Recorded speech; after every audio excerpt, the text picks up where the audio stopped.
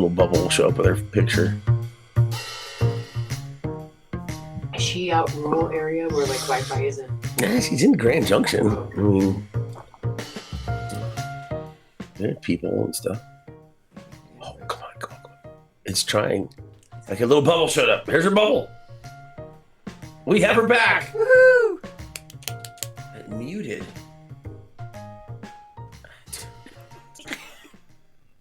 Hello. Yay! Okay. Third time's a Okay. charm. All right. Let's just get into this, Kathy. I'm not going to pause. Okay, Kathy Gimmel. Okay, Jared. Yes. Well, I only know some of your story. I mean, I know, you were very predominant throughout my childhood. Not that you wanted to be, but I was always at your house. And Yes, nothing you like were. Your dad was in the woods and your mom was going to school and you entertained my husband and I. Yeah, that's pretty much it. There is a story, a most horrific one, maybe the worst thing an 11-year-old boy can do. Do you know what I'm going to tell you? When I Just got walk scared into at your the house? bedroom without knocking. No. I got scared, and it was a slumber party, and I got Yeah. in bed with you and Bob. And And I then, had just put the nightie on. So you missed the show. I didn't even know there was an opportunity for that. I was blind with fear because we watched Friday the 13th, part 1 and part 2 at her son's 12th birthday party.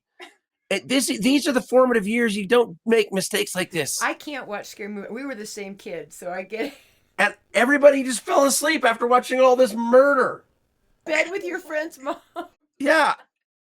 And I was awake for much of the night. I couldn't go to sleep. Your house was creaking. The wind was blowing, Arctic winds.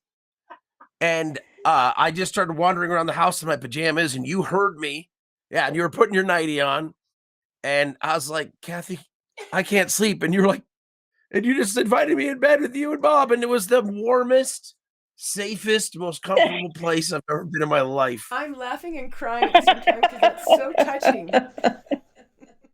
Your mother called me and said, "Don't think that Bert will sleep with Don and I. It won't happen." Well, the worst was, Kathy, I had the best night of sleep ever. In between you and your warm ex-husband. And then you guys got up and went about your day, and I woke up and I realized what I'd done out of fear. And I could hear all the boys who slept without other people's parents comforting them. And they were running and playing. And I heard Eric say, "Where's Jared? Where's Jared?" And I was just in your room. And I remember I was looking at pictures on your dresser, wishing I could go to wherever that was. Go back in time. It was like you as a little girl, and I was like, God, I want to go to Ohio in 1967. Like, I just anywhere but here.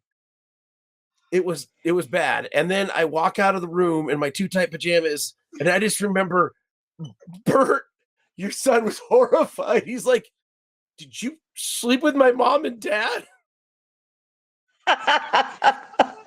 Oh, Oh, I needed to laugh. oh God, yeah. Oh God, that's funny.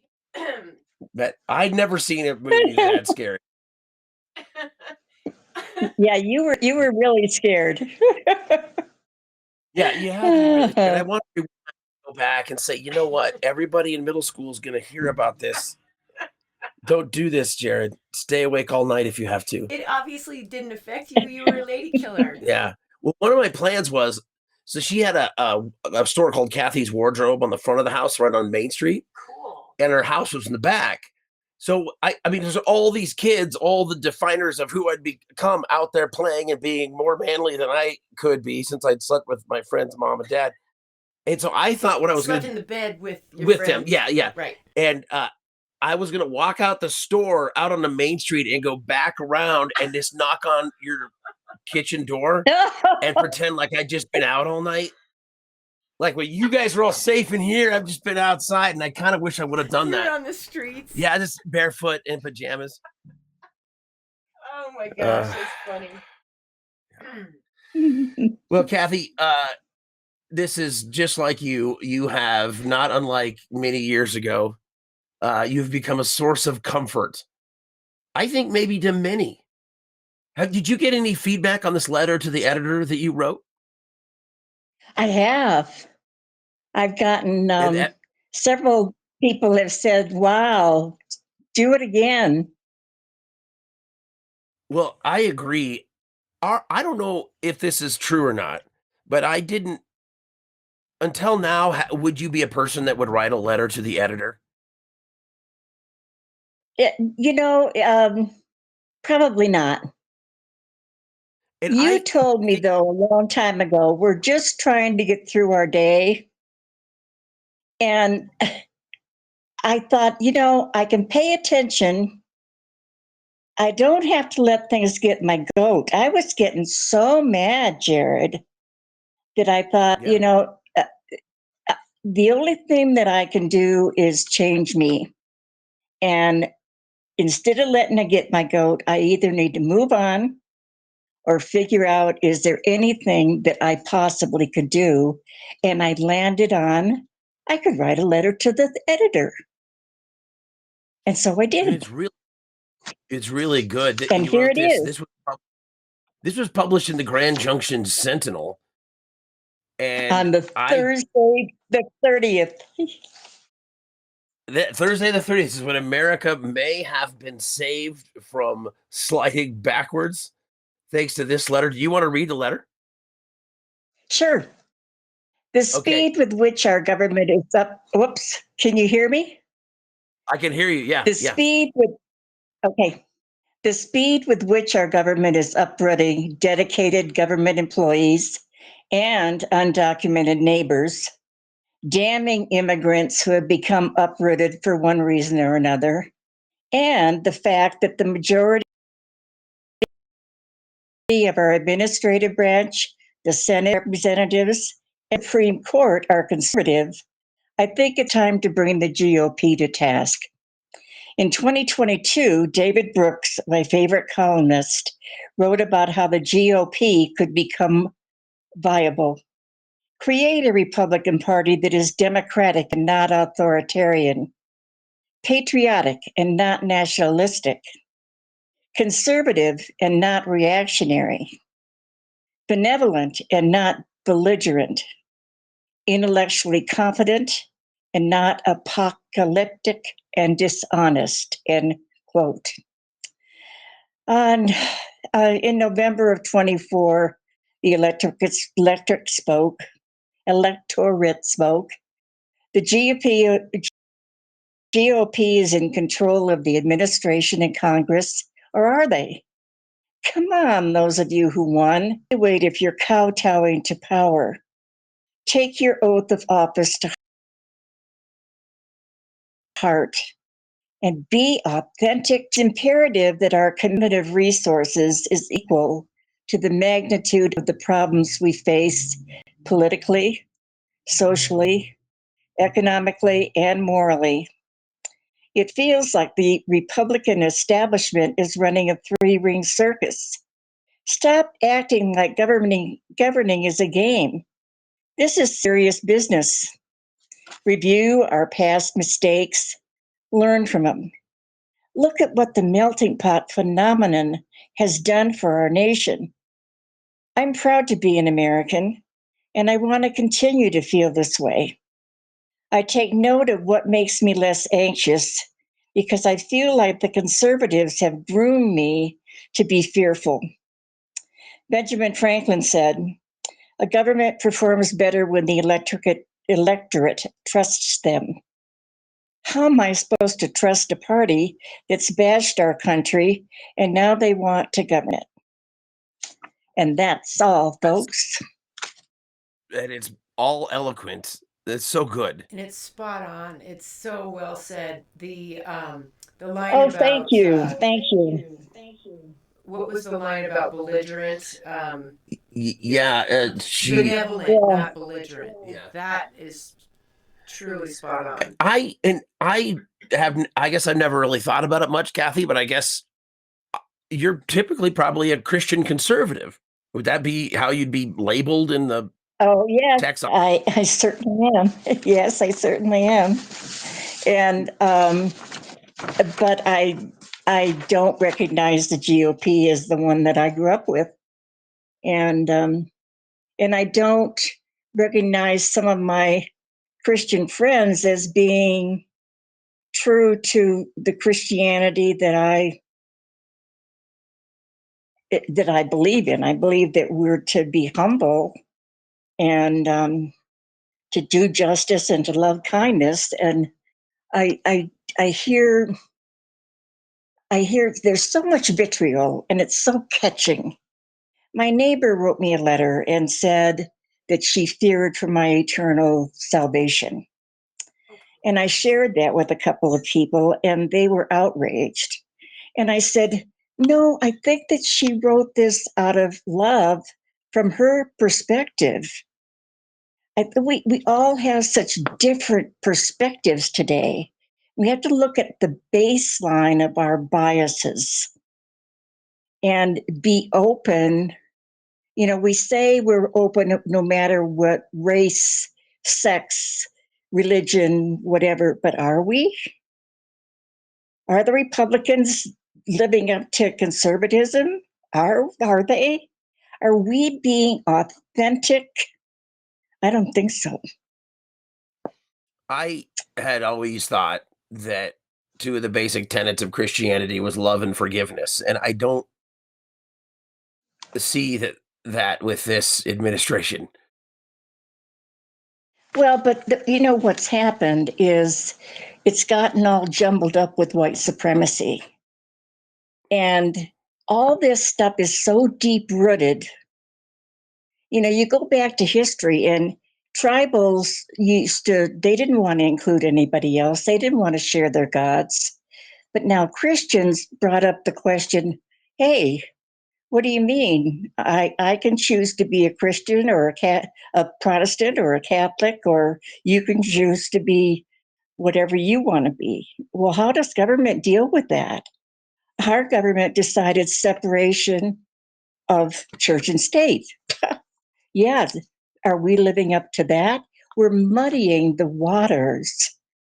And it's not just this administration, it's us.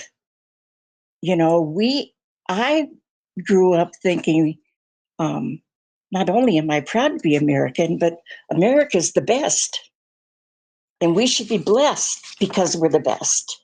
And we're God approves of us. Well, God approves of everything that He's created. We need to see our place in that. I, I get I get on a roll. No, it's a good role. You were good. You were channeling there. There the spirits were talking through you. Uh, you had said something, and Shannon, stop me if you have thoughts or questions here. But you talk about vitriol, and I'm wondering, how do we get through this? You've been a teacher, you've been a social worker, you're a mom, a grandma, and now someone who's changing minds with these letters. What are your suggestions? It's hard. Oh, it really is. You know, I've patted myself on the back for being tolerant. And this whole last 10 years has really made me take a look at myself. We've got to be more than tolerant. You know, I can't beat myself up, which I do very often, but nor can I put somebody else down. And I that's become part of our culture. Um, Everybody's freedoms are important, not just mine. And so there, there are people that I love, I respect, and they think so differently from me. So how can I be open to hearing just a slight bit of something that might be shared? And can I listen, but also, instead of being the know it all that I love to be, I can ask questions. And I learned that when I was a social worker. The answers are within each person. I can't live your life for you, and you can't live it for me. And government, we get involved in people's lives, and we need to question, why are we involved, and to what extent should we be involved? And then take it back. We talk about personal responsibility. Well, the answers are within each of us. The philosopher Ortega said that we each have to live our own lives and not react to the labels that people want to put on us. That's good. And so authenticity is something that is so important to me. And I think I want, remember Jack Webb from Dragnet? You're too young. No, but I He do. said, okay, oh, good. Just the facts, ma'am, just the facts. And I think just the facts, not the vitriol, not the emotional adjectives for everything. So, And if I'm not hearing you, reacting to the chaos. What? well, okay, that's what I was gonna. I mean, because I react to chaos. I'm angry at Elon Musk. I want to talk trash about him. Let me talk trash about him, Kathy. Can't I? Hey, you know what? He's EM to me. Oh, That rhymes with BM. That rhymes Oh, with nice. BM, Jared. I love it. I love it. She's talking trash. We're in the clear. But Kathy, you're so right about, just knowing you have to take care of yourself and protect yourself and not let the anger and the overwhelming sense of things making our blood pressure rise and getting, can't sleep. Jared and I were just talking about this. My point is like really embracing being comfortable in this uncomfortable time, even though what we're seeing is horrible and we're taking action and expressing that. But in terms of self care and not letting it, wreck your guts inside or whatever, it's like, you got to just take a step back. And I agree with your point about let people live their lives. It's like just focus on your life and you as a person, and let other people who are in different cultures and worship other deities, let them just live their lives and leave people alone. Shannon, did you see Jared's sitting on the deck with talking about the geese? I did. That gives me such a neat image of we got to learn to fly. Yeah. It's not just interesting. waddle. Yeah, I think, and I didn't want to wait until it was imperative, but it's time. There is no room for doubt. You sat down and wrote a letter to the editor, putting yourself out there. Maybe you otherwise wouldn't have done that. And it's not just me. I think I started doing those sitting on the deck things, which I just put on Facebook, but uh, I don't know, 4 or 5 months ago, because I just had to talk to someone. But it's Yeah, also yeah. even more importantly, getting out, protests and opportunities to share with others. I think, became so cordoned off into our own little cesspools with our little glowing rectangles of discontent. And it's easy to pollute those little pools. And we need to get back into that ocean of people that can get the momentum to change things. Be brave. And that's what this is telling us to do. These times, we can't just be complacent. We got to be brave and what we do matters. And being able to be brave for a split second, even if it's during a discussion group and you think, gosh, why would they say that? Speaking up and saying, we don't take somebody else's inventory. Or should we take somebody else's inventory? Just that one sentence that we might have, not always an op-ed or a march, but one itty bitty thing that we do makes a difference. Yeah, you have to believe that doing anything is something. I was sending out numbers for our local representatives, and people were wondering if it makes a difference. And I just had to say, it doesn't matter what you think. You have to do it. It's easy to do. Do it. Let people know that their constituents are concerned. So many people are complacent and they just think, well, my neighbors will do something about it. I don't need to worry about it. And it's very self-centered and self-absorbed. And what I appreciate about what Kathy said was she took action. She decided to like take an extra step and share her views publicly. And it was so well written and such a lovely, piece that she's been asked to do it again. And so I love it because she's exercising her First Amendment right, as we all should, no matter which way you voted. Well, Kathy, this has been amazing. Keep writing. I was so honored to get all your writing.